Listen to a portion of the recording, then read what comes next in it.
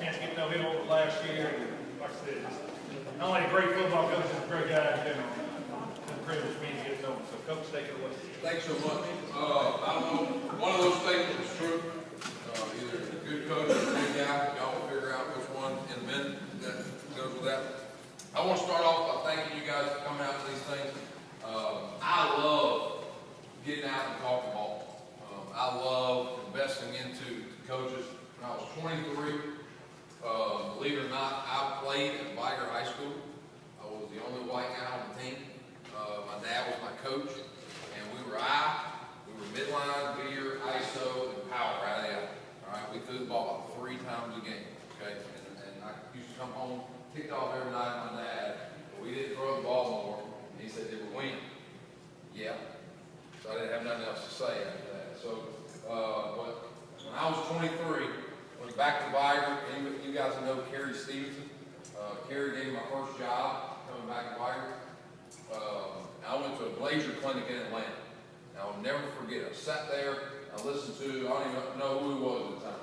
QB coach at UConn got up and talked their quarterback play, and it was the blandest, most vanilla thing I'd ever heard in my life. I learned nothing from it, and I made a vow to myself that if I ever got an opportunity to do this, I'm not going to be that. I'm going to share information, guys, especially nowadays.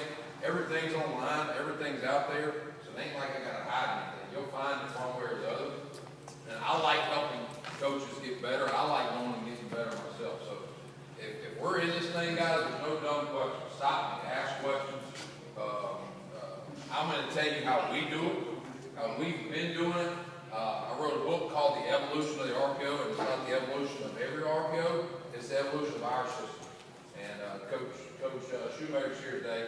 I was with Gus in 13 and 14. Coach knows it real well. And when I left Auburn, I got a D2 job at Arkansas Tech. And we were 100% Gus.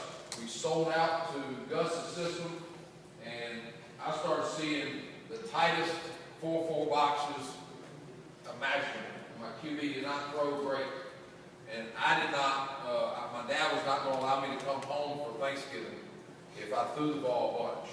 All right, so instead of doing a lot of drop back and those type of things, we started playing around and figuring out, well, what can we do to stay within our box system that's going to get hats out of the box.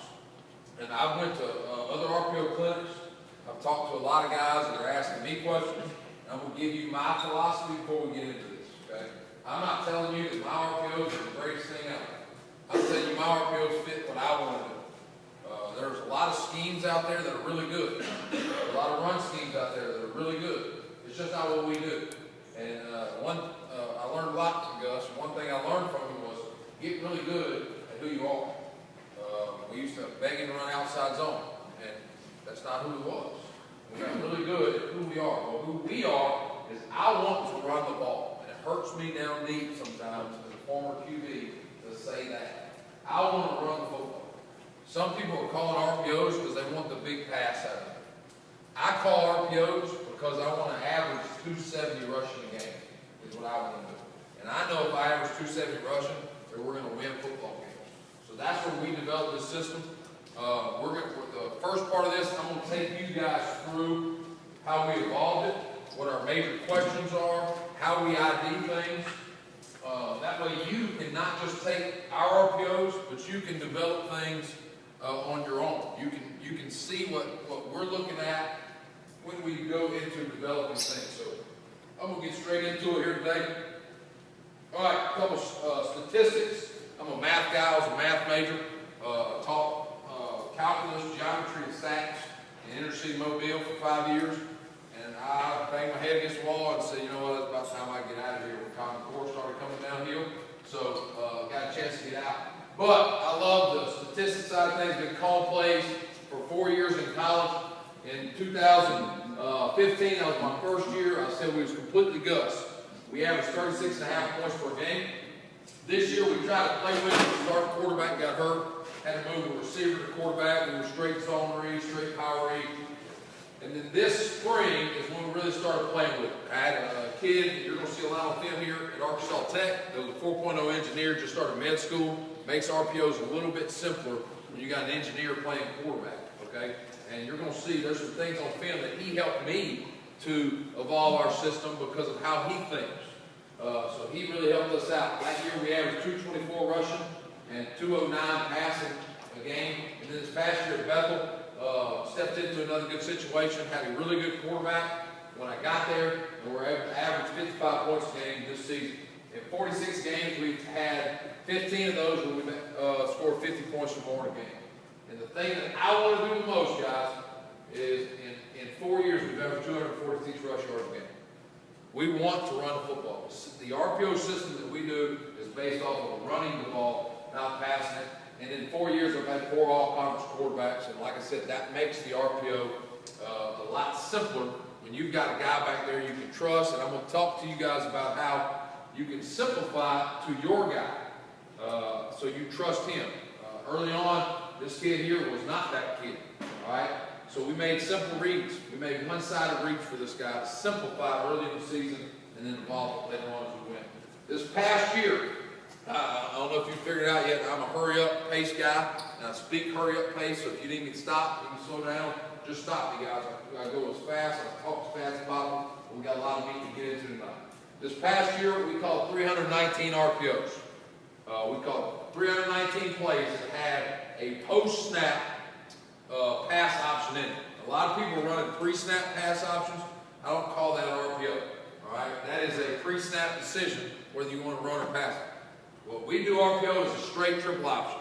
I am ride reading something, and another term that ticks me off, just me, because I don't understand it. Grass. I never say grass. Okay, there's not a grass in our RPOs because it's tough for me to define grass. I like true definitions. I like to be able to tell my quarterback exacts instead of just grass and guessing off of grass. 40% of our plays were RPOs this year. So about 80% of our whole offense had some type of pass. Once you add the drop back and the screens, but off RPOs, you have 7.5 yards per play. We only threw the ball 90 times out of 319 times. So you guys get to see it's not me calling an RPO to pass the ball. We call RPOs because we want to run the downhill run. We only pulled it 90 times. I'm going to tell you guys, day one install, what you got to ingrain in your QB's head. Because you get that 18-year-old that you call an RPO, he wants to sling it around. All right? We learned day one that if you start slinging around, I just start just calling a run game. Okay? We were 73% passing on true RPOs for 10 yards a pop, and then we rushed for 7.5 yards a play. Now, here's the biggest thing that they're trying to talk about next door is they want to get you a 2nd and 12. The worst thing that can happen to an offense is living in 2nd and 12. So what I wanted to go back and analyze is how many negative plays did we have out of RPOs? All right? If I get a negative taste in my mouth, I don't want to do it anymore. So out of 319 RPOs, we only had 30 TFLs. And out of those 30 TFLs, 16 of those were a combination of bad snap, O-lineman missing a block, those type of things, okay? Tailback fumbling the ball, we recovered for -1, something like that. So all 30 of these were not just bad decision, bad play RPOs, okay? We had 3 interceptions this season. 2 of those were batted balls at the line of scrimmage by a defensive lineman. The 3rd interception was a glance throw behind the receiver that he tipped up and the safety caught. The year before at Arkansas Tech, my engineer, we had 0 interceptions. So in 2 years, we've had 3 interceptions. Okay? Here's the main question. Guys, if you want to pull your phone out, I'm not one of those guys. You want to take a picture on your phone? Go ahead. Okay? I'm not going to be the phone Nazi in here until you don't pull them out. Okay, questions that we do when we install RPOs. Number 1, can I stay within my current run system? I'm not going to add an extra run play to my O-line just because I like the RPO. All right? I'm going to let my O-line do what we do.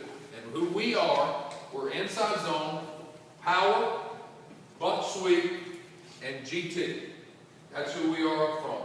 Okay? Now, when I say power, power could be power read, could be counter. But it's a power system because I try to simplify it for those 5 guys up front so they can get really good at those 4 things. Like I said, I'm not saying that dart's bad play. I'm not saying that fold's a bad play. I'm not saying that those are bad. But that's just adding another system to what we do. I'm going to pick the best 4 systems for us, and we can get really good at those 4 things. The next question that we figured out, where's my QB protected? We're going to get into that here in a second. Your QB's got to understand all of this, guys. If he doesn't understand it, your RPOs aren't efficient. He's got to know all this stuff. Where am I protected? We'll get into that here in a second. Number 3, what hurts the run play? Don't just come up with an RPO just to come up with one. Figure out what hurts that run system and build in the RPO that fixes that. I'll give you a quick example. We'll get to it here in a second. What hurts power read? Front side pressure to the mesh kills power read because they got 2 off the edge. All right, they got a guy for the QB to smoke him. They got a guy for the tailback. That kills power read. You got a TFL. Well, what we did is we developed a backside RPO. If they're bringing front side pressure, they're either getting into some type of fire zone 3 or they're playing man. So what hurts both of those? Double slants. Kill both of those. So we attack slants off of power read. We married up what fixes the problem in the run play. We don't just call RPOs. We fix our problems. If that makes sense to you.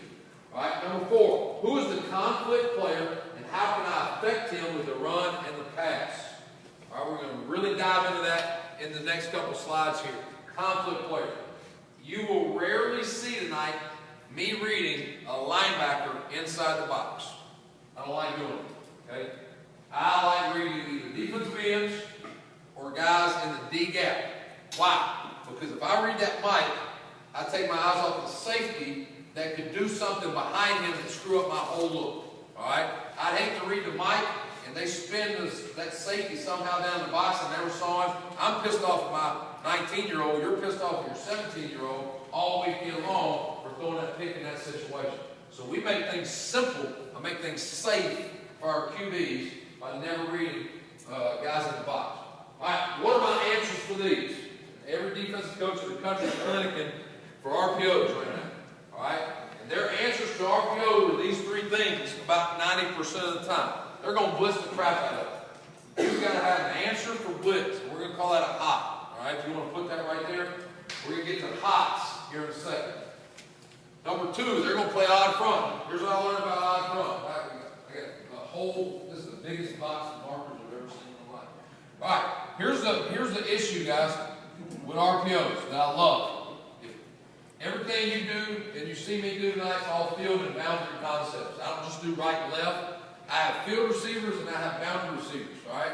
And why we do that is I cut the playbook in half for those guys. My field receivers don't learn the boundary routes.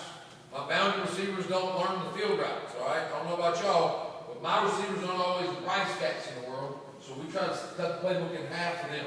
Now, in any 4 down front, if I cut the field in half and this over here's the boundary, here's what I know about 4 down. They're going to have some type of 5-man surface over here. To the field, you're going to get some type of a 6-man surface.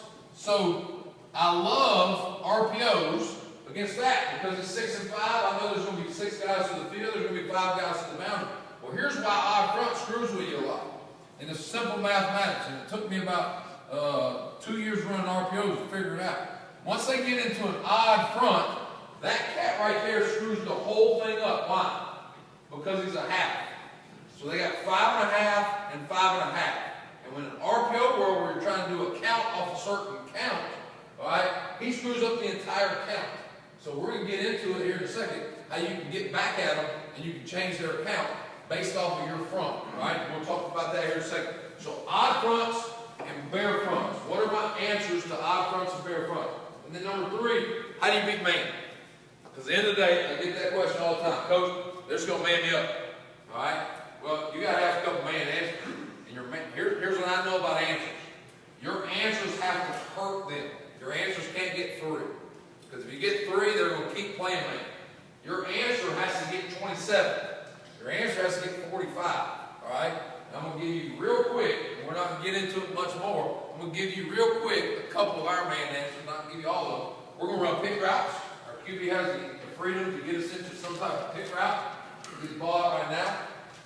And the other thing, some of you guys may not want to do it because you may be the only kid in your school that can take a snap, but QB runs are the biggest problem to man coverage. QB runs, either straight QB ISO, QB GT, QB zone read, whatever Q run you figure out. Because here's what man coverage is. Man coverage means all eyes on the man except your QB. They taking eyes off the QB. There's no more zone with eyes on the Q. And at the end of the day, if I'm running the zone read, who's got the QB in man? They don't know it half the time. The defensive end does. The DN's got to squeeze down to the D gap, and he's also got your QB in man coverage. So that's how we get them out of man coverage. Any questions with any of these, guys?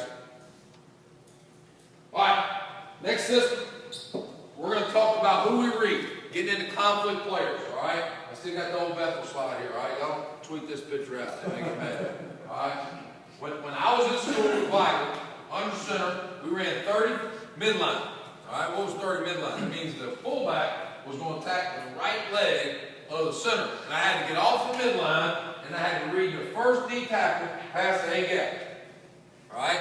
So that's why I learned all this stuff. If we call 22 ISO, it means I was handing the ball to the tailback, and he was hitting the 2-hole on the right side. So just so my dad's happy, I keep the numbering system at the bottom. I never teach my quarterbacks past that explanation. I don't teach them numbers ever again. But I do teach my quarterbacks. For you guys, it'd be great to start teaching it to them in the spring. Start teaching them gaps. All right? I used to just come in and we talk coverages right off the bat. I'm going to tell them what cover 2 is. I'm going to tell them what cover 4 is. I'm going to tell them what cover 3 is. That's great and all, if I'm just drop back all the time. But I'm living in the RPO world now. And RPOs are based off of gaps. And that's what we're going to talk about tonight. So I tell them what the A gap is. I tell them what the B gap, the C gap, and the D gap are. That's the first meeting we have as quarterbacks. They understand run fits. The same way your DC is going to go teach that safety, run fit gaps, is the same way I'm going to teach my quarterbacks run fits. And he makes everything right, and we'll get to it in a second. All right, getting into 2x2 coverage. What's happening in the defensive world in the last few years is everybody's playing split field coverage. Split field coverage means I'm going to take a line from straight through my quarterback through my center. I'm going to put that line, it's going to cut the field in half. Here you go, you're 4 down front. You see the 6 guys here, you see the 5 guys there. At the end of the day, they're going to put 6 hats in the box somehow. And what you've got to figure out in whatever coverage, I'm figuring out who they're putting in the D gap alley on either side. They can only put one. They're going to put 1 hat in the field alley. They're going to put 1 hat in the boundary alley. All right, so we talk about split field coverage day 1. First split field coverage we get into, breaking down who I read. Before I can even know about drawing an RPO, I need to figure out who the heck I'm trying to affect in the RPO. All right, so old school cover 4, we call it an apex. The old offense guys used to call this an apex Sam. All right, that meant 4-3. They're playing a 4-3, and they're putting an apex Sam between, splitting the difference between that receiver and that tackle right there. We call it key. This coverage of the field is called key. Anybody have a clue why it's called key? I wasn't going to say I had a gift card for somebody. I would have been loud. All right. The corner, it's 2 reads, is essentially what it is. Because the corner's eyes are on number 2. And if the number 2 receiver bubbles right now, if he goes out, the corner is keying the number 2 receiver. So he's triggering. We call it key so we can teach that outside receiver key. What does key mean? The corner's going to trigger if this dude runs the ball. All right? That's why we call it key. In key coverage, that apex Sam linebacker is the run fitter. And it's very easy. Whoever's between the tackle and that receiver is in the D gap.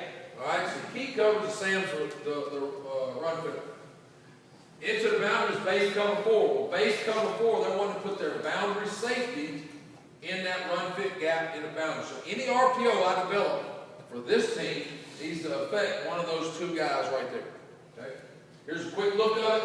I got an apex Sam inside leverage my Y. His eyes are on number 2 because he's keying 2 right here. Into the boundary, we got an off corner, And this safety is now the run fitter. So in any RPO system, I need to affect that guy or that guy. Once again, you see, I have not touched Mike and Will. I'm going to let O-line handle Mike and Will. All right? I'm going to affect the outside player. Next coverage is taking over the world right now. I call it robber. Some people call it palms. All right? Defenses, some call it a triangle. But all they've done is they've taken the sound and they give him this fancy term. They call him a nickel or a star. So that 200-pound guy doesn't feel like he's a linebacker anymore. He still feels like he's a safety kind of deal, but he's still a sound linebacker. All right, he's going to be outside leverage 2. And they put the safety, he's going to be sitting at about 10 yards flat-footed now. All right, we call this robbing because they're robbing this cat in the D-gap. Once again, it's still simple for the Q. Here's what I teach you. Who's between that receiver and that tackle in that D-gap space? It's still the same cat. All right, it's the free safety now instead of the same. So now the free is the run fitter for this defense. In the boundary, we see an old school cover 2. So we would call this robber 2, and now the corner's the run fitter right there. A quick look over here. We've got the flat-footed safety at about 10 here. He's got the D-gap run fit. He's reading the tackle right there on his block. Outside leverage right here, he's a late contained player. He is no longer needs to trigger number 2. That's why we don't call it key anymore. He's not triggering if number 2 bubbles, he's expanding with it right there. And we've got the tight corner and the boundary and high safety rate. All right, one more we see that a lot of people mistake it for cover 3 is it's robber to the field and they're playing cover 3 in the boundary. We call it invert. They're inverting the safety. They're going ahead and putting him right now in the boundary D-gap. So nothing changes for me to the field. It's still a free safety RPO read because he's still the run fitter. He's in that gap. They just now put that safety right now about 3 by 3 outside that defensive end so he can go ahead and get the fit. A picture of that here, as you can see, to your QB, if you just taught coverages, that looks like what? That looks like cover 3. Here's the problem. That's not a cover 3 safety. That dude's a cover 4 flat-footed safety that's coming down here in that gap. And if I'm just reading Mike, and this dude right here runs a glance, he's going to drive on it, and the captain will take the dude, or he's going to get a pick, and you're going to be pissed off at your QB for that. All right? So that's why we don't read Mike's a lot in our level right here. All right? And then we still see old school cover 3 just a little bit. If we see old school cover 3, here's what I've taught my Q. All right?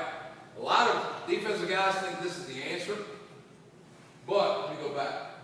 How many eyes are on the run fit in some type of quarters? All right, you got these 6, 7, 8. You got 8 eyes on the run. All right, what did you do with the free safety when you get to cover 3? You completely take him out of the run fit box, and he is a extremely late fitter. So I love running the ball against true cover 3. Because that safety is going to be always late fitting if my Q can handle those 2 outside guys. I love it. All right, an example of that, you got a high pedaling safety. All right, he's getting hands on 2 and getting out to the flats. He's rolling into the flats late. So there's my run fitter. There's my run fitter. All right, we already talked through that. And then 3 by 1, I'm going to get into just a little bit of 3 by 1 RPOs today. So I wanted to make sure I threw this slide up here. 3 by 1, things change for your QB. This is the one time where I am allowed to read Mike linebackers when I get into a 3 by 1 set. Because as soon as I detach that H out of the box, they want to detach the Mike. They want to apex that Mike. So now this is where stick, probably the original RPO in the RPO world, trip stick, affects that Mike linebacker right there. All right, into the new covers that's starting to take over the world right now, I call it 122. You've probably heard it called Mini 2. I think the team across the state in Tuscaloosa call it Stub or Stubby or something like that. All right? All it is man covers on the outside, and they're playing a version of cover 2. He's the cover 2 flats corner, and he's outside leverage. And you got it can either be a 4 or 2 safety, but they are now asking the Mike to apex, and he's got 2 gaps. He's got the B gap run fit, but he's also got a carry 3 vertical as well.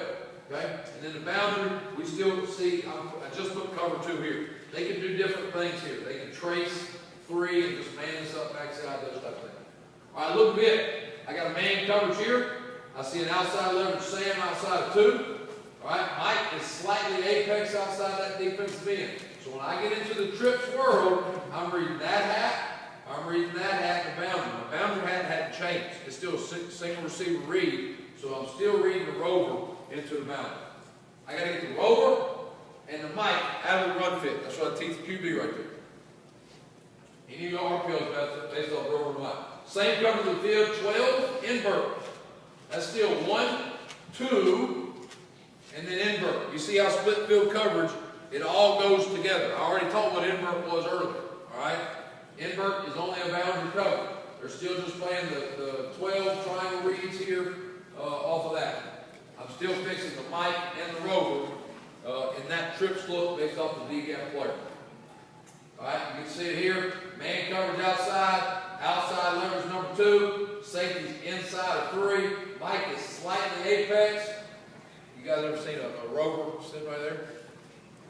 Yeah, I ain't never hardly seen it. That was when I played that receiver. That second year I said I had to move my best receiver to quarterback. Well, this was a couple teams in our conference and we're just going to stand this guy at the line of scrimmage. He was the safety. I've never seen it before. All right. Any questions with 12? All right. And then the last one is they will trace number 3. All right. What's the benefit of tracing 3? To give the Mike help. Instead of asking that 215, 220-pound Mike, can't step on the court. To carry 3 vertical on your deep balls, on your verts, they're now going to give the backside safety so the Mike can be more of a presence in the box and be more of a just a hook player in this area as well. So you don't have to carry that middle field there. So right here, where's the Sam? Sam's still inside the Y, so we called that key earlier. He's inside the Y. So what's the corner doing? He's keying 2 in this coverage here. All right, so I still got to read Mike because it's trip set. But now the rover's here. So I've got one-on-one in the boundary. We talked about earlier. This is zone, but what is this over here in the boundary when they're playing that? It's man coverage. So you got a zone and man built in the same play. So you can attack the field with RPOs, but you better have a man answer into the boundary if you're playing a team that's going to do this. Okay? That's all our man concept now. We'll get into that. Now, they're not pressing this guy because this is the best player we have on our team. So they wouldn't press him. But you see, he's starting to creep to the hash. He's got eyes on number 3 of the field. They're playing key with him inside. It's an awful looking picture, I know. All right, we're trying to explain here. Mike and Rover are my 2 reads right there. All right, any questions with that? All right, I'm going to go through that. I put a couple clips on here to test you guys out real quick. All right, see if you guys are paying attention. All right, I got a 2x2 set here. All right, pause it right there. What is this field cover? Key. It's key. Now, all that quarterback's got to look at is who? Who is in the D gap to the field? Who's the closest one to the box? It's the Sam. And as soon as he figured that out, who's he reading? He's reading the Sam, all right? Why I say it like that? Because I've been to some of these places that some guys say, do you think my 17-year-old can figure all this out? I say, how many reads you got in your drop back there? You go 1, 2, 3, read the triangle, half field, full field reads, all that stuff. This is simple, all right? Compared to all the passing game world out there right now, this is simple. Who's in the D gap? All right, so that's key coverage and into the boundary. We didn't go this one, but this essentially is what to the boundary. Where's his eyes? His eyes on 2, so we could call that what? It's key 2, all right? That's also key. So they're playing key on both sides of the field with corners triggering number 2. All right, what's field coverage? It's still key. Only thing that changed is they're going to play man because they want to take him completely out of pass responsibility and put him in the fit. Okay? So you got to have man answers when they're wanting to play man to you into the boundary. We call this key 0. Key 0 into the boundary.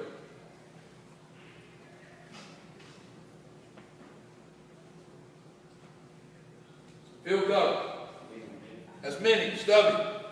122. All right, whatever you call it. You got man, outside leverage 2, cover 2, cover 4 type safety here. All right, so who would you read in trips if you're RPO? You got to read Mike because I took a guy out, so you got to move a guy in with your RPO. into the boundary, this is just what? It could be key, it could be kind of soft too. It's either one of those two words. Okay? Any questions with idea? Good deal. We're going to get into the meat and RPO stuff. We run two different types of RPOs, guys. The first one here is our C-gap RPO reads. And all their C-gap reads are QB runs. Here's what I teach the Q. If I'm reading a C-gap player, I'll run out of the route. About 3 years ago, Jared Goff's coming out. Some of you guys may remember. You watched the Gruden QB camp show, whatever that was called. And he's blasting Cal's OC. Because Jared Goff's reading the outside zone. He gets the front side read. He pulls it. Backside end just smokes it. Because they were expecting, they were hoping the DN would squeeze. What I hate doing, I hate playing offense based off of hope. Because hope keeps me up at night. All right? Hope doesn't allow me to sleep well on Tuesday night. Okay? So anytime I read a C-gap defensive end, I'm running out of the pocket. And his old school veer is all this is now, guys. It's just running the veer at the end of the day. Okay? So that's our read, that's our responsibility. C-gap, RPOs, and QB runs. All right, we already talked about that. All right, everybody should be good with that. I haven't seen any new stragglers come in, so I'm going to make sure I put that in there. All right, first, C-gap read. I'm going to tell y'all how we install it. I put in one C-gap read and one D-gap read every day. I don't try to overdo it. I don't put 3 of them in a day. We put in one C-gap read and one D-gap read every day of install. Don't overcomplicate it for that QB. All right, we're going to run our field zone read. Everything we do, guys, it has one signal. One signal tells the whole play. I don't get into lengthy play names because we go fast, all right? I've got a couple coaches here that they would come watch us play this year. We go fast, guys, so we try to simplify. I just put field zone read so none of y'all took the picture and put the name of the play out there. But this is a one-word play. We're going to run inside zone to the boundary. This is field and boundary concepts, guys. My 2 receivers are always to the field. I'm going to push the zone to the boundary. Our H-back is going to arc release. We tell him to duck walk for 3 steps. And then he's going to veer release, drop the inside shoulder, keep his shoulder square, and his job is to block the Mike to the safety. Why did I say Mike first? A lot of people just run to the safety, and teams are squeezed, scraping, and I got my quarterback pulling the ball with the Mike linebacker sitting there waiting on him, all right? I never want that to happen. Anybody tackles him, it's going to be the safety. I don't want a Mike linebacker to hit my quarterback. So that H-back's going to duck walk for 3. Inside, outside, inside, and then he's going to release. Inside, outside, inside, then he's going to release. He's going to get his eyes inside. And if the Mike stays inside, he lets him go. If the Mike scrapes, he gets on his outside pad because he's blocking for the quarterback run. So he gets on his outside pad. Into the boundary. I've heard this many ways, and this is how we end up falling in love with it. Receiver guys. Who's the receiver? Who's my X in the boundary blocking? All right? Most people say MDM. All right? Here's what I've been with the teaching them now. You got who? You got the D-gap run fitter. There's 2 cats over there, the corner and the rover. One of them 2, they're going to put in the run. You block the one that they're putting in the run fit. And the receiver coach, that same slide with the gaps on it, he teaches that slide too. It's not just me teaching it to the QB. We teach the whole offense that gap slide. So he understands whoever they get the D gap is who he's blocking. To the field, we've got 2 reads by that bubble. The bubble is our hot, and the bubble is our late RPO throw. Why are we hot? Who are we hot off of? Hot off of Sam. If the Sam blitzes, Q's going to abort, get depth, and throw it right now. If no blitz, I'm going to ride the back. I'm going to read the defensive end at a 45-degree angle. I'm going to go from instep to instep. I've heard people say hip to hip, but here's what I hate. I hate as a QB playing flat foot. All right? I get more leverage. Same way you coach your O-line, play on their insteps, I play QB now on my insteps, on the inside of my feet. Because when I need to push off, I push off a lot better off the inside of my foot than I can play flat foot. So we play on our insteps.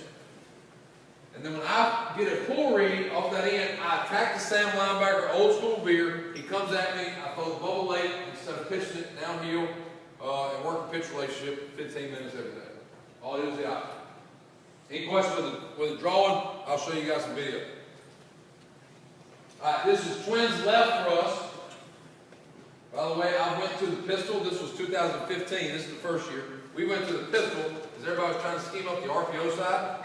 They were also trying to scheme up the fronts and what side the ends need to do what. So we went to the pistol and it fixed everything. Okay? Now, I don't pistol every play because I can't do pass pro out of pistol very well. All right, so into the boundary. We learned a while ago what's this cover. That's the safety. They're an invert. All right, who they're putting in the run fit? That guy. So all I got to do is tell that X who they getting in the run fit. So go get it. Get the guy in the run fit. To the field now, I don't have blitz, so I don't need to throw the hop. So I read the end, and the end froze because the H back. It does a good job of freezing. We can duck a little bit better than hopping around. But I put this on here right off the bat so you can see it's gap sound. A boundary receiver gets the D-gap player. If we don't lose on the block inside, we get our run always on the high guy, on the late fitter. Always want the run to get to the late fitter. So, Coach, you're going to consider that a run most of the time, only unless you get a split, then that's when it becomes your pass in that place. It just becomes the RPO if that is. Comes down. Yep. Did you talk as a lot of pre-snap by that receiver? Tell him to be that tight and give you that. I knew that team was an invert team. So that week, I said, we're going to cheat you in all looks. Because what does it hurt us? If they do it, we still got leverage on that guy. So we're just going to cheat that split for that. We did just enough other things that hid that split, like our nakeds. We would run inside release corners out of that split. So if I got any threat of an invert, we'll just tighten that split. Coach, on the backside, really, you don't throw it to those guys very often, or you want them always blocking? You give Over them here? yeah. No. Don't want to do it. Any reason? Not on this one. Because I love the field zone read so much. I can throw the hitch over there for 5, but I want to truly get the zone read action on this one. Instead of RPOing everything. Right. All right, here in the boundary, phenomenal look by this boundary receiver. This team here was a trap team, which is getting the same thing as invert. So we cheated again this week because they were a trap team, and we're not going to let that trap guy get us. So we got a tight split. Look at him. Who's he blocking? He's blocking a cat getting in the run fit. He's able to get in there and get a body on while he's running a leg guy. Now, the only thing that changed here is the H-backs come from distance. All right? And we just picked 2 words that rhyme with each other. One means same side, one means come from distance. And that way the whole line's not confused. All right? He's got the same rule though. He's going to go up the V of the neck. He's got to dip outside, and he's got to get his shoulder square. He's looking for Mike to the safety again. You can see a great picture right here. He releases the end. That Mike linebacker was probably the best linebacker in NAI this past year. NAI struggled with that one. All right? And he is ready and works his hips to try to get on his outside pad right there. Because if I didn't block the Mike, if you didn't block the scraper, I would have had probably the nastiest Mike linebacker in the league hitting my QB 3 yards behind the line of scrimmage. So I'm protecting the Q first. And you can see how the bubbles run. We go straight out. We don't bubble back. We go straight out. Now, is he hot? Is he getting the bubble right now? No. Because it's based off the sound. And I teach that guy that. If the sound blitzes, you go hot right now and you get whipped. If you don't, you're in coast mode. And you're just trying to stay off the back hip of the QB until you get the football. The end squeezes, QB pulls, same linebacker never triggered. Other than flats, a certain way you teach that bubble. I've heard talk 7 different ways. Don't overcoach it. We're going to take the same way I teach Q, like I said, play on your insteps, all right? So we're going to push off the inside of our foot, and we're going to push flat, all right? If I'm in coach mode, you just tell them to stay coach mode. Don't overcoach it. Stay off that back hip.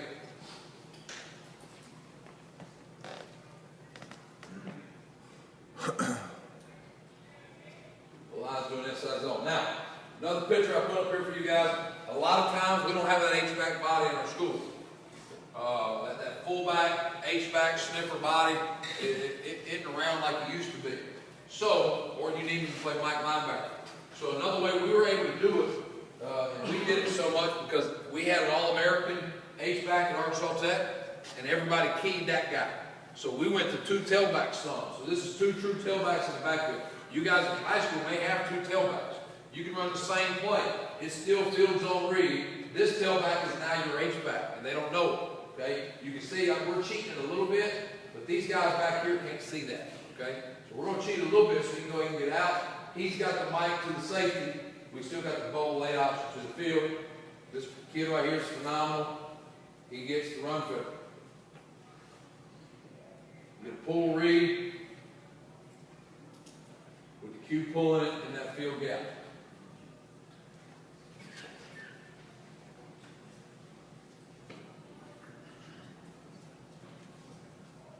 He probably hangs out too long. He's just not used to doing it so much. He could have went ahead and moved on to the safety. But once again, don't let the mic hit your cue. That's number one rule. Very specific things, talking about the single receiver, hang out, run through, is there any specific thing that y'all kind of sees down to keep them getting blocked back on that? They get run over sometimes. It just happens. We just tell them, oh well. We want to get squared up. We want them to be extension of our line. We want them to square it up. All right, so you get to see a bubble H. So I put this one on here. The H-back should not touch the Sam. He ends up trying to get back out to the Sam. He shouldn't mess with him. QB attacks the Sam linebacker. Throws the bubble late. Great teach tape outside. We break down 5 yards from the corner. And we're going to allow that guy to trigger. Because if I get any closer than that, there's a good chance that I will. So I'm going to allow him to trigger, and I'm going to take him to the side he triggers.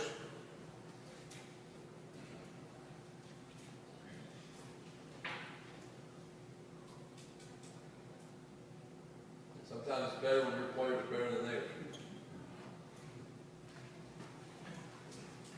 All right, we get a bust here. We got a freshman in this game. He didn't get in here tight and block the run fitter. Great teach tape of our H-back here. He tight turns around at the end, gets his shoulder square. Did the mic show up to him? No.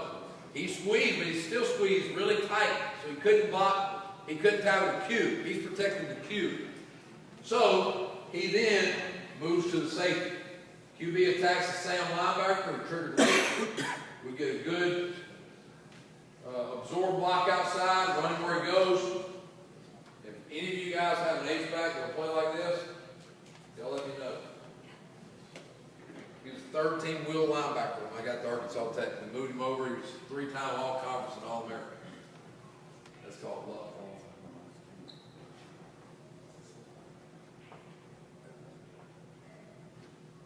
And he's always walking away from his own mic. Yes, he's always away from his own ball. All right, another way to get to it, some of us are 10 personnel guys in the room. You don't have that H-back. How can you get to the same play? We're going to start off in 2x2. We still call it the same exact play. We're going to start off in 2x2. We're going to face the jet sweep to the field, and he's my H-back. He's going to tight turn, wrap around. He's got Mike and safety right here. It's still the same play for everybody else. And that jet sweep action freezes that defensive end, and I get the handoff of them trying to run man coverage, run a cover 3 look with this motion here.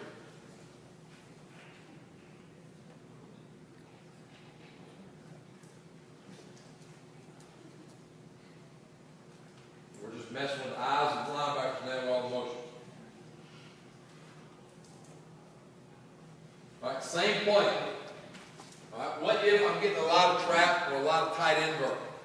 And you're asking that X to go dig, dig, dig, and dig. Well, here's one formation I know that they cannot trap and get inside of. I'm going to take that tight end, and I'm going to stand down backside, and it's still the same play. One way or the other, you've got to fix the front side, D, gap. It could be with a tight end. It could be with the RPO coach. But one way or the other, you got to fix the D gap front side off your push. So we're going to put a tight end here to the same play. And I put this in here because it's going to build into some of the other RPO stuff. Same play. I just put a tight end here. He's blocking the D gap now. We got the arc coming to the field. The Mike in straight fast enough for the A's to think he needed to get him. Sam linebacker vacates, and you get your QB running around the hash area right there. But at the end of the day, we're going to fix that boundary D gap one way or the other between either the boundary receiver, the tight end, or coach will put an RPO over there. All right, another formation that the defense has got a plan for. All right, I don't know how many of you guys got 2 tight ends in your school, but if you got 2 tight ends, we played with them a lot this year. We lived in 12 personnel a lot more. Let me go back. I'm messing up here.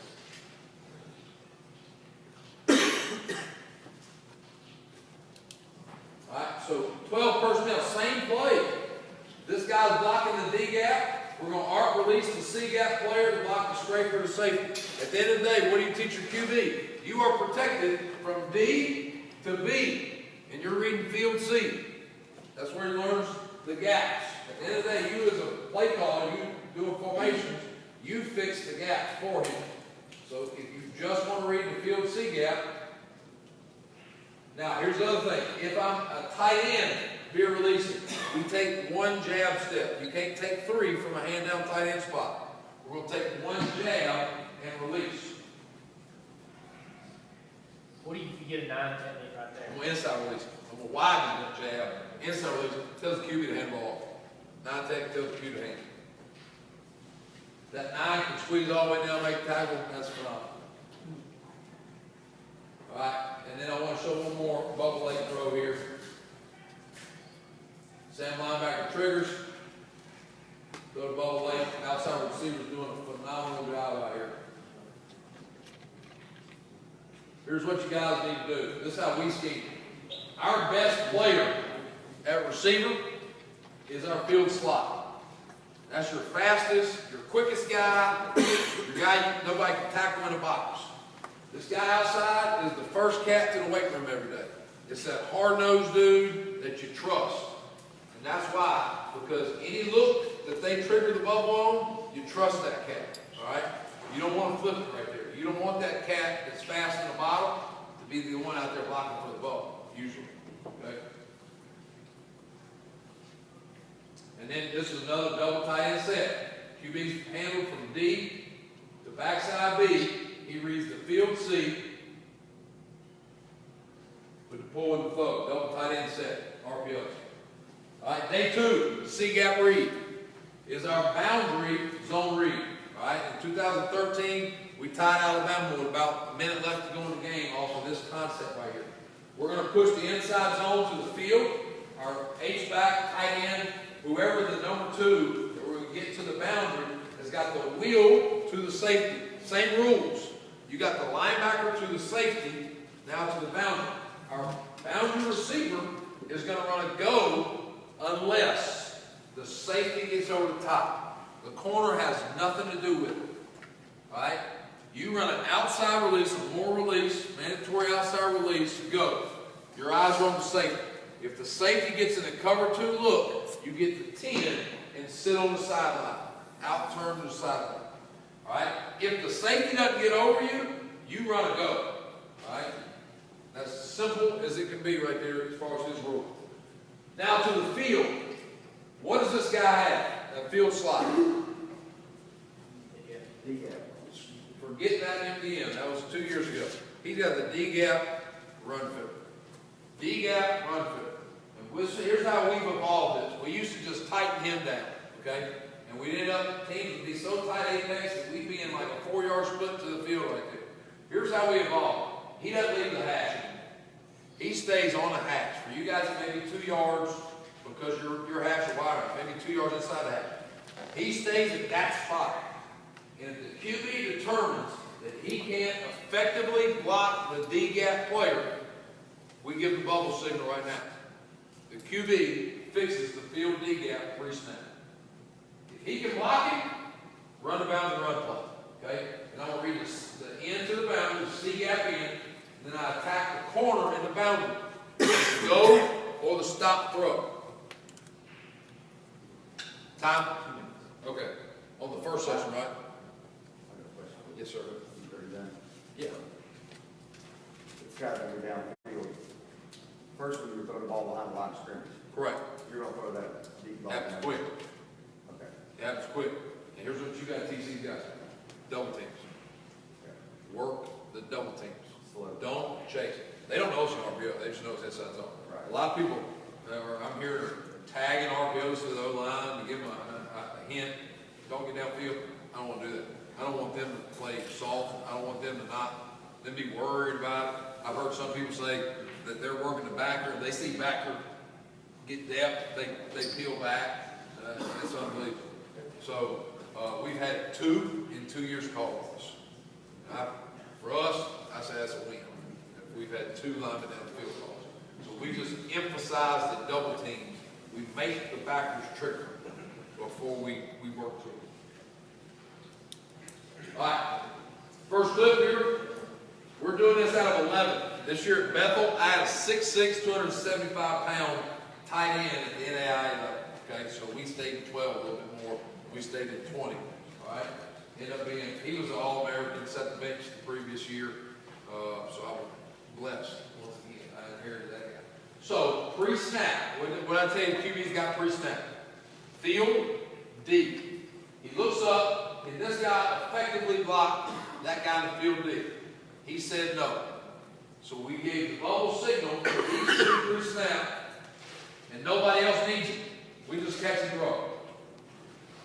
If they're trying to get a hat in the box now, fix it. But once again, it's based on the gap. Instead of teaching the QB grass, it's on gaps. Are they in? Are they trying to steal a gap from us? Yes. If they're still in the gap, fix it. If they're not still in the gap, don't waste it. Don't fix it. All right, next clip here. We just did, here's still my H-back. I was never going to put him out there. But this made him feel good about himself if I did this kind of stuff. So I did this every now and then. We're still running boundary, zone read. All right, can this cat lock him? No. So he gave him the bubble signal already. And we dealt it right now. And they were trying to play an off man. They were trying to combo this guy right here. We got him out of that pretty quick. You still want him faking the run right there? All right, here we go. Here's what happened, okay? First time he ever did it. After this drive, I got to the sideline, and this was the guy I told you made me look real good, okay? Got to the sideline and said, hey, why'd you flash fake over here? Why'd you turn your back to your pre-snap side? He said, Coach, I knew my hips were quick enough that I could flash it. I'd pull him in the D-gap even more, and I had time. I could deal with it right now. All right. That's why you want to coach engineers, guys. All right? Sounds good? Yes. But he was able to say that. Why? Because you taught him gaps. So I can take a little credit. Yeah, I'm talking that. Yeah. So it wasn't all him, right? It was 5% me. That's a good answer right there. Yeah, great answer. Phenomenal answer. Good job. At the end of the first one, I can just keep rolling. Everybody good with that? Deal? All right. Here is the perfect. This is the best one he ever did. Okay, so pre-snap. Can he block him? Yes. Okay? And I show this picture still to my cue. Because he's probably a yard, maybe 2 inside of him. And some of your young Qs that want to throw the ball all the time are going to say, no, I need to throw it.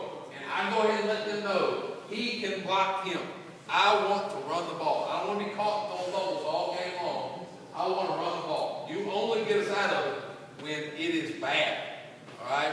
We need it desperately. You get us out. So he's going to block him. He's got to go unless that safety gets over the top. H-back. Look at the 3 duck walks right here. Bam, bam, bam. This is the best defensive end in our league that year. And this stuff slows down defensive end. You get to see him bracing for contact, which helps my read as a QB. I got a handoff. And you get to see H-back. Where's he working? He's working to get outside pad because he's blocking for who? He's blocking for the QB run. So he's going to get on that outside pad, and he's going to work his hips. And we get 4. I'll take 4. My O-line dad will let me come home from Thanksgiving if I continue to get 4. But you can see it right here on the inside, Coach. Coach, what, We're going to double team with this up, folks. this might be completely, you might run a completely different RPO, but if that was like the odd front, and that was a outside line. I'm not going to be in this formation. Yeah, okay. That's awesome. We'll get the odd man. All right, same play. I now got that 12 personnel tight end, that 11 personnel tight end. What we're going to do at tight end, we're going to take 1 step. Don't 3-step jump ball. We're going to take 1 step, release that guy. Can he make the tackle? No. See how quick the crew B figured that out. Pre-snap, he can't make the tackle. Read the C-gap in the boundary. C-gap in was braced for contact because I got an offensive tackle playing tight end. Get a good run there. Quick jab, veer release.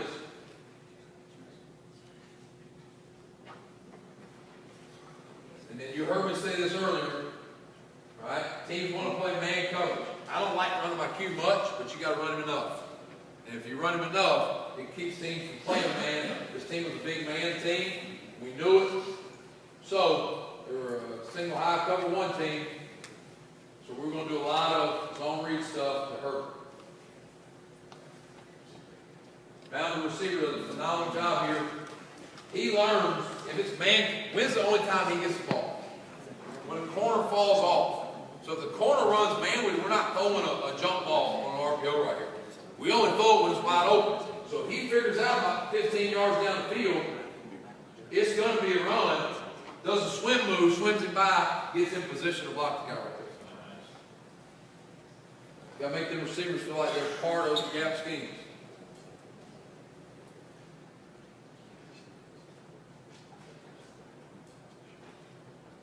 All right, going back to that same look. You got 2 tailbacks. You don't have an H-back. 2 tailback look. He's got the scraper to the safety. We got the go read here. All right, can he block him? Now he's off the hash. Why is he off the hash? The ball's off the hash. So when the ball moves, you move with the ball. That way we keep the same spacing between them. Q figured out he probably can get in there and block him, so he didn't get the ball right now. Read the C-gap in, who squeezed, and that running back is waiting. He needs to go ahead and work to the safety, but you see, they don't get that work all the time.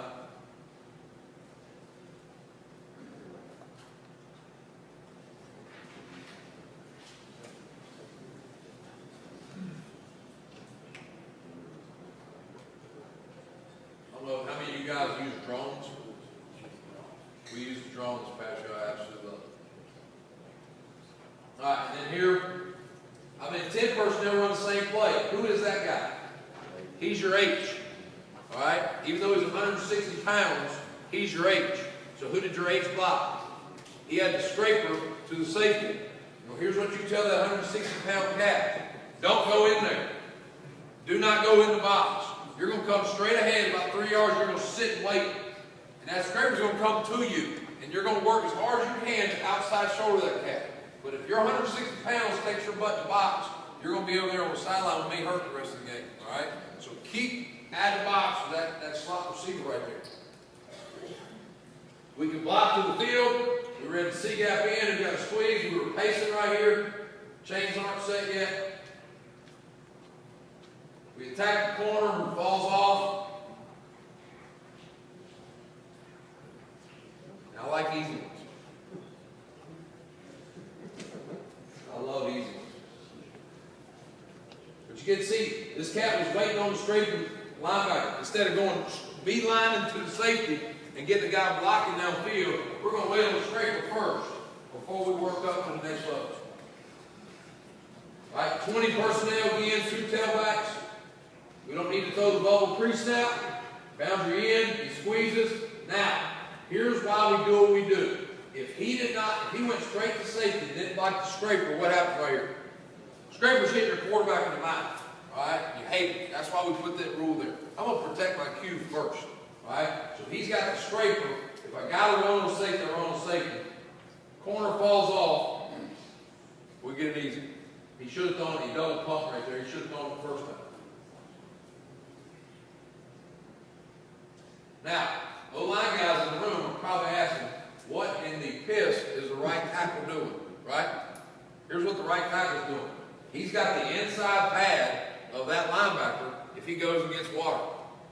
Because if the Q needs to pull it and get back vertical, who's blocking the inside pad of that scraping linebacker? So we're double teaming that linebacker essentially for the two different types of runs that we got right here.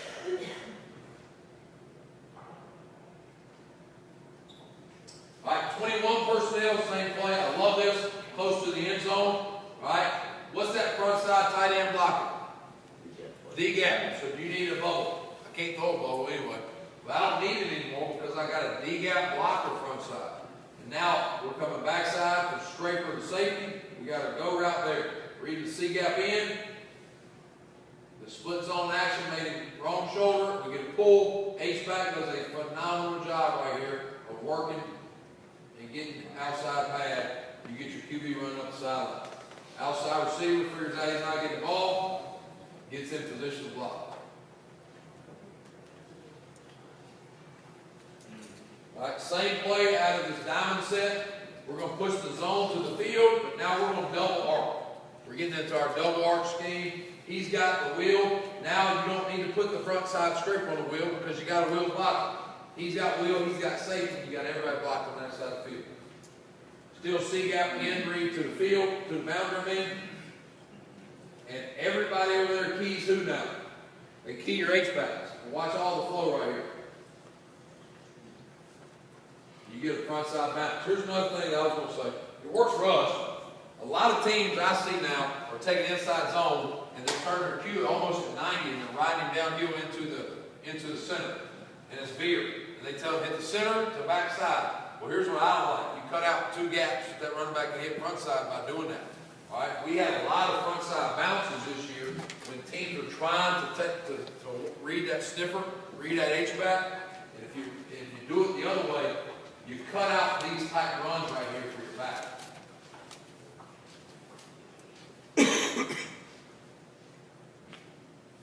Any questions with that one? All right, another nasty one. This is kind of RPO, kind of not. I'm going to throw this in here for you guys that got a running QB. We're going to get 21 personnel. We call it kings, some nub twins, whatever you call it. We're going to get in the same play call, but now instead of running the go ball, we're going to double arc. He's got the scraper to safety, and he's going to block the low D-gap player. So we tell him we got a scraper to high D-gap, and we got just a low D-gap blocker as a set. Still pre-snap, if the Sam gets too tight, what's the Q going to do? He fixes it by giving the bubble signal. It's still got responsibility with the Q.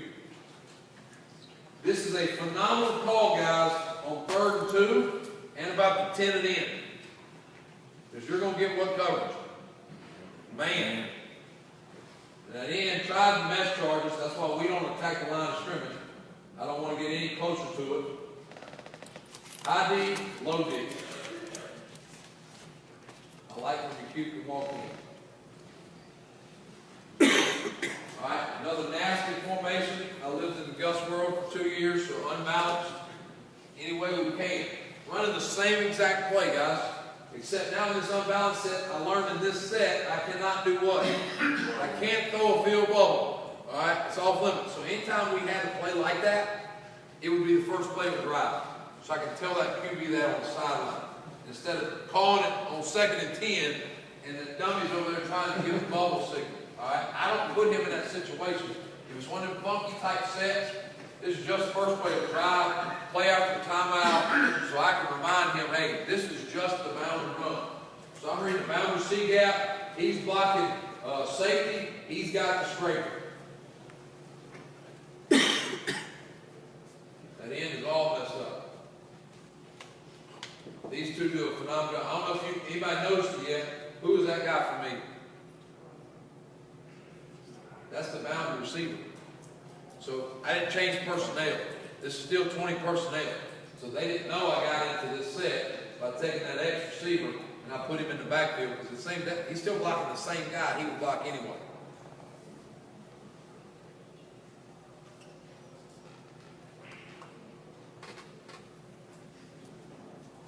Everybody go down. You just walk wide on that side. When you're in that side. That's it. Okay, when you get there, you just walk wide. Yep. All right, next we're going to run a zone flat. Zone read with a flat. Still the same pre-snap concept. You fix the D gap with a bubble if need be. Into the boundary, instead of running the go, I'm going to run a 4-step speed out. It's still the same exact read for the QB, which I love. It's the same play, except we just changed one guy in the route with a 4-step round out. Some people call it Ohio.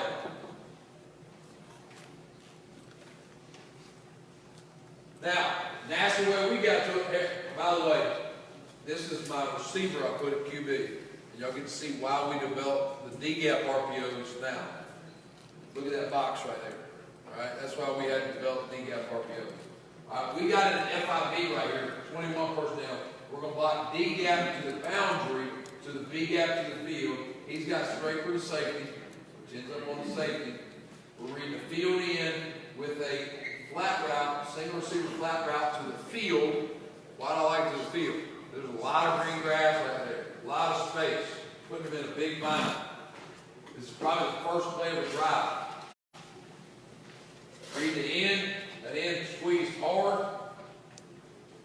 And I had an athletic QB, so we had to scheme up ways to get our athletic QB the ball in space. And you see what that out route does to that corner, it does to that space. It just expands that field space. Same play. We just get into the Oklahoma State diamond set. Right? He's got alley, he's got scraper. Same rules as earlier. Read the end, and we'll run that out route right here. Still in read though. In squats, so we're handing it off.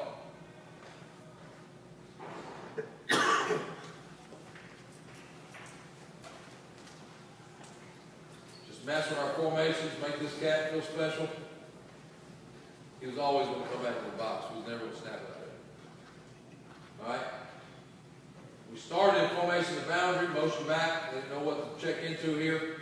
Still a C-gap read for the QB. The C-gap no longer exists because they try to tight squeeze, so he pulls it. He should have thrown this because he should attack who? The corner. And he should throw that right there all day long. But our H-back made everything right. And you see why I didn't want him running much. He tripped over stuff right there.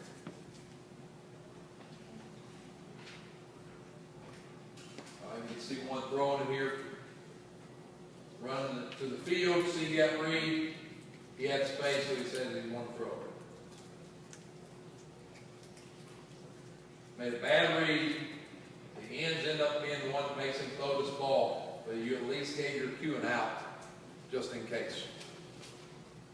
Bad read though. All right, power read. We talked about this one earlier.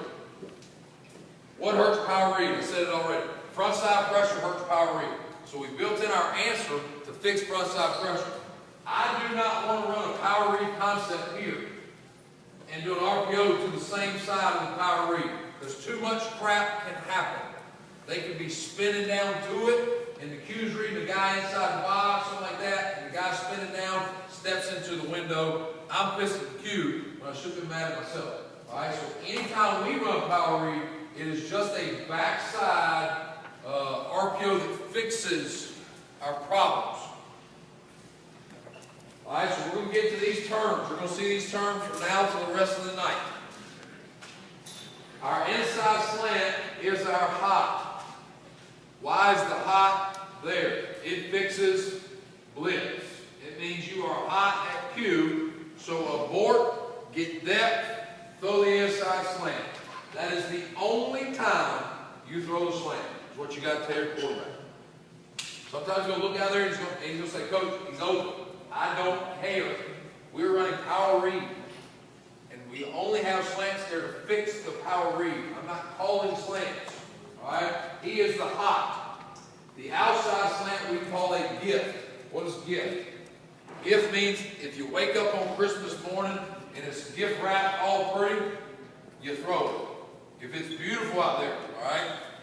if you are gonna get down on one knee and propose, if you're ready, if you're that much in love that you're ready to propose, you throw that slant, okay? But if you're not ready to propose, you better run power read, okay?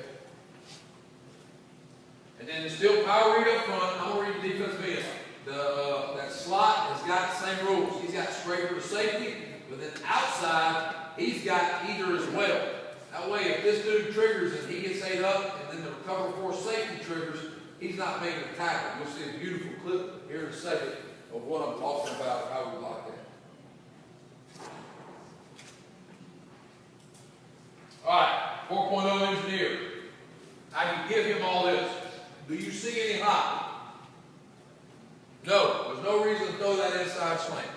But they're an old school 4-3 with an apex. So what's there? The gift is there. And you figure that out just that quick. So we never, in 1,000 plays last year, we never just called double slants. Double slants is built in to our run game. So the only time you throw double slants is when it's the best looks to throw. And your O-line is being aggressive instead of vertical passing. You get to see we're going to get on that outside pad, that will linebacker for the scrape for the power read. He's blocking either of these two that trigger.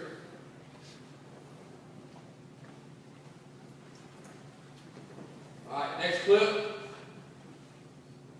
Double slants. Here we go. Coach, couldn't you read that guy right there? For this backside slant. Yeah, you could. But I'm calling power read. I want to run power read. Here's the problem. That's the will linebacker. We are blocking him. I'm never going to read a guy that's being accounted for in my blocking scheme. That's taking 2 for 1. We're wasting. So the only time I'm doing guys high, and the gift is not there because it's the tight corner. So I am just reading the boundary end right here for the power read. He squeezes. We get outside pad, and look at this. This is teach tape right here. Who's he blocking? He blocks the trigger man. And he's waiting to figure it out. Because at the end of the day, the last guy to the party is going to be making the tackle.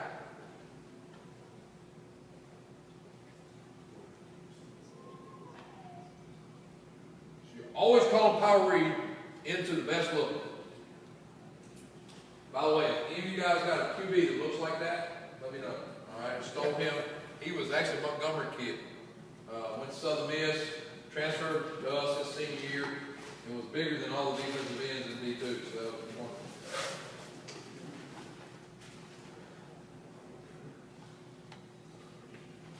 So, that's at least a 4.9 right there, Coach. Right? That was me on the side. I'd say I'm step for step with the back right there, Coach. We need to recruit a better back. All right. Same play. Ask yourself, your QB is asking yourself these questions watching film. Am I hot? No. Are you in love with it? I'm not. Power read's a phenomenal play. Don't take me out of a phenomenal play to throw this thing on a 3-yard slant, okay? And you answer half the field that quick. So it's now just a C-gap read on the end. He tried to best charge it. That's why we don't go downhill at all. We get a bust right here. Sometimes that happens. He thought he was the backside of the power read, so he ran slant. But at least he got on somebody. Half one. He can run a little bit. I didn't tell him that. All right.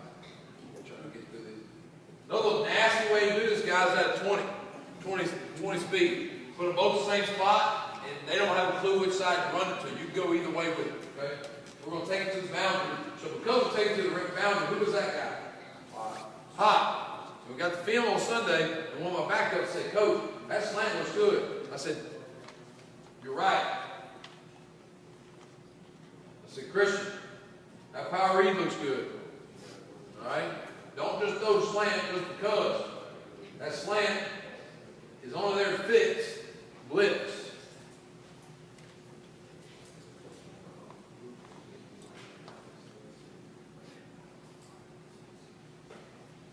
All right, and here's a look. We schemed this team. We started empty because a lot of teams will empty blitz you. start an empty, quick motion. All right, Peter, what's coming? Blitz is coming. And that's why you attack single word things where you know where your hot is. Your hot's in the field. Q figured it out, he got his depth, he dealt the hot right now. And if your receiver breaks his tackle, that's a big play. But it's 3rd and 2. And instead of you being screwed right here and you got a punt, you built in the answer to work hurts the play. Alright, trips power read, 3x1 power read, we're going to take it to the field. 2x2, we go to the boundary. 3x1, we go to the field. Okay? So, what did I lose by just having a single backside? I lost the gift, timing. Here's the rule backside. He is both. He's your hot and he's your gift. That way you still got it. He's your hot and he's your gift off the backside edge. Not going to do a power read side RPO because the blocking is too good. The run play is too good. It's not worth it. So he's the hot and the gift backside. Field C gap read by your QB. We did it at 20, 2 tailbacks. Do you have any pressure? No pressure. The slant may have been there, but at the end of the day, guys, here's what I taught that engineer right here. Can that dude right there affect the power into the field? No, so don't throw slant. Don't do anything that fixes it backside. He's far enough out of there that we don't have to worry about it. You read the C gap in, you squeeze, we get a handoff, and we get in the zone. Same play. Alright? But all we've done is what? What's the tight end doing? He's fixing the gap. The same thing that slant did, you're just doing it by formation. So you lose the slant, but you fixed it because you're helping your QBs off the backside edge with a tight end. He's got the scraper, and you get your tailback running on the high safety to the field. O-line's blocking power. We've covered multiple RPOs. They've blocked inside zone power so far. Same play. Now, they bring a Mike pop and an A gap. That'll hurt power read. I still read the C gap in. Who squats? We get a hand, 3 for 3. We should have got a better play out of it.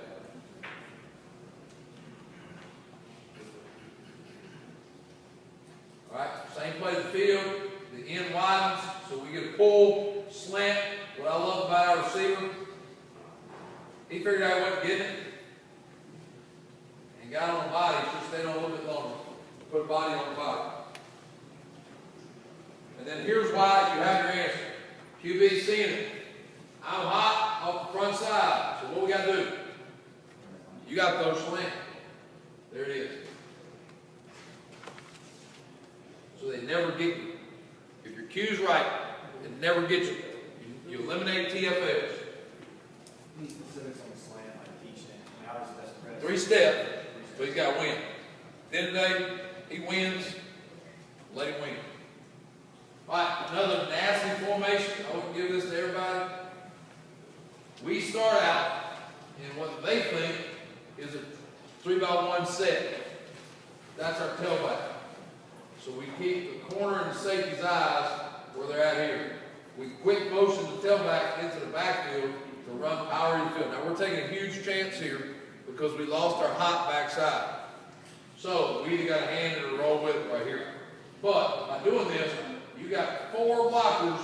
Instead of him now blocking a scraper, you got scraper, safety, bam, bam. You got everybody front side edge block. The end widens, Q pulls. You got an unbalanced set, Q run.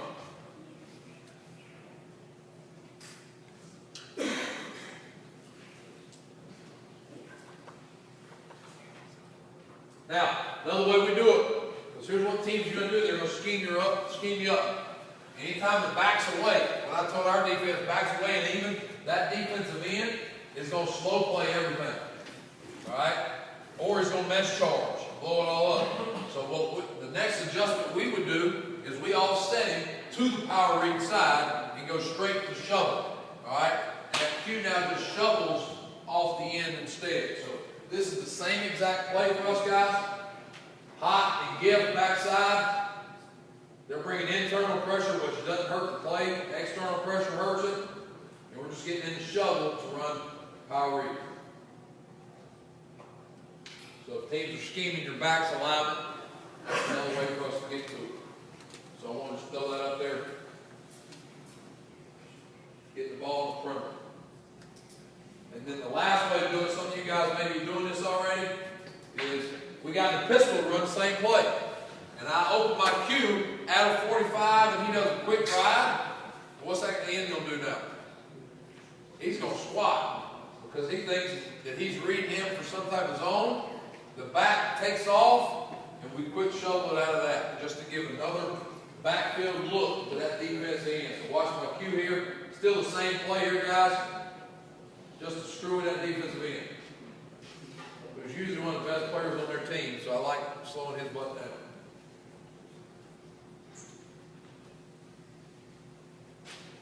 All right, now, GT, I threw this in here. This is not an RPO, right? All our GT stuff, I never RPO GT because it's a phenomenal play if you scheme it up the right way. I put it in here for anybody that's got QB, that you want some QB run stuff, so I'm going to hit this real quick before I get into the D-gap RPO stuff. GT, go back. Take this off. Don't draw this. Draw him MDM right here, guys, all right? Don't worry about that right there. Here's what we do. We're going to block power read to the field with those three. He's got Mike the safety. He's got Sam. He's blocking head up. This first look, you're going to see it just like this, where we're GT in the boundary. The Q handles the field, C-gap, in. We do it at a tray set because this cat was All-American, so I didn't want to take him off the field. He's got scraper. All right, we got a funky look because they rolled over the top of him. And so because of that, they're missing a hat in the boundary. Q handles the field, C-gap in, and squats. You get your tailback getting vertical.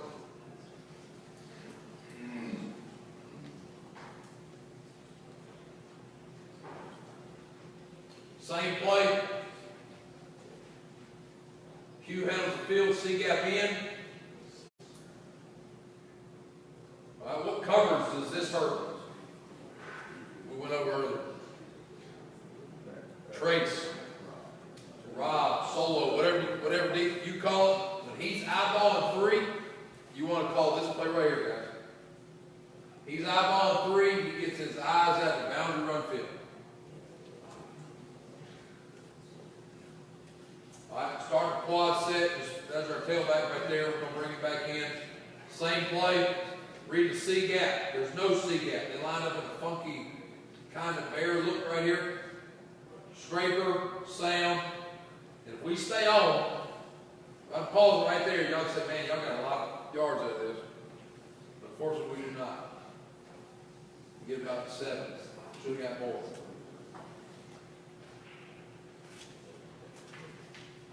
All right, about halfway through the year, you figure out, I want to change it up. So we changed it up. We ran power read to the field. We just switched the tailback into QB's responsibility. QB's, the tailback's running the sweep to the field. Q's still handling the field in. But now he's the GT runner off the backside edge right here. Field in wide. You got GT going backside. Right, and then we had a freshman kid that was about 210, 215. That he's a wildcat guy. So another way we got the GT is he would just stand straight up and read the end. If the end squats with him getting in the pass set, he throws the swing. All right, and it's still the same play. We got GT. GT's coming to the boundary here. He's reading the field end for the swing. If he freezes, I told this kid because I wanted this quarterback to run. He was the 13th guy to run. All right. If he freezes, you run GT in the boundary. So same way, just a different backfield way to get to GT. And we should get a lot more out of this play too. But we get about 6. All right, a couple games later, you see why I don't RPO GT, because it's nasty. All right, a couple games later, we do the same play, but we make it look like inside zone with that defensive end. And it's still GT to everybody. We just change up the back and the quarterback every week. Usually, I was the fastest white kid I've ever been around. Same game. Running GT, make it look like inside zone. Phenomenal job by the tackle in the back right here of that tight squeeze straight.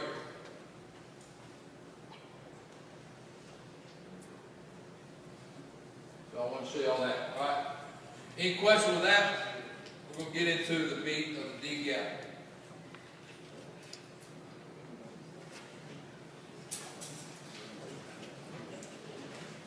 There it is. Any questions?